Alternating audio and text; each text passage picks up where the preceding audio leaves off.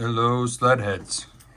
I'm back with a quick video here showing Bob's final data log before the blaze of glory that erupted behind my rear end. And I did collect some interesting stuff that I thought I'd quickly show you here. So this is the whole data run in its entirety.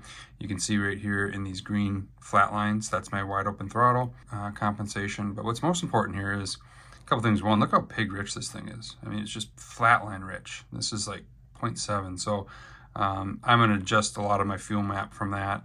And that was kind of the intent of this, was each day I was going to kind of refine this and try to really dial this in. But let's get to the fire.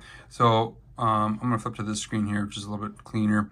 It just kind of shows RPM, ground speed, and then sort of map pressure. So here what you can see is my ground speed, where I'm, like I said, I was kind of accelerating into, these long straightaways and then stop sign. So it's like, here's a stop sign, here's a stop sign, here's a stop sign, here's a stop sign. And then here's, the stop sign before the fire is right in here. So if I go to here and just kind of dial this in, then I go back to my fuel detail here. This just kind of shows in the final minutes, I'm coming down to a stop. My ground speed is this yellow number over here, so it's at 8 miles an hour right now, and I'm slowing down. And what you can see is down here at this yellow line is my meth pressure. And so if I zoom back out here, you can see I was testing the meth right here. It was working. I was when you go over here and you zoom in, you can see that the map pressure that I was commanding that to turn on, it was turning on, and we were running 112 psi, which is really good to see that was working. So, and then you can see that when it's off, that there's this resting rate of about 116 and a half is what that shows psi.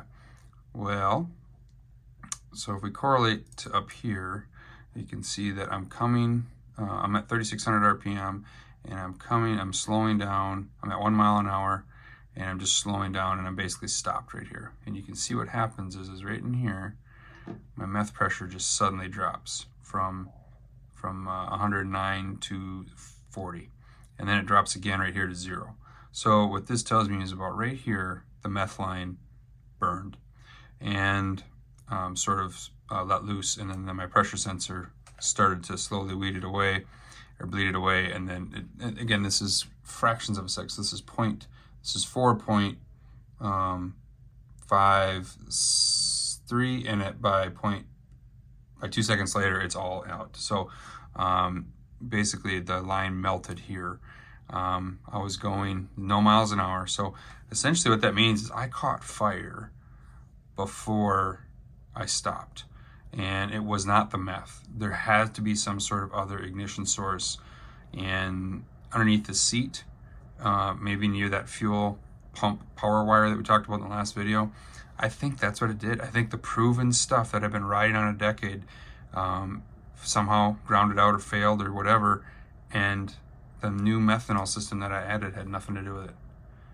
Crazy to think about. So anyway, just short vid. I just wanted to kind of cover the last final data log. Pretty cool to have this. I'll be back with an update on how we're going to fix Bob and how I'm going to prevent this from happening again. Take care, guys.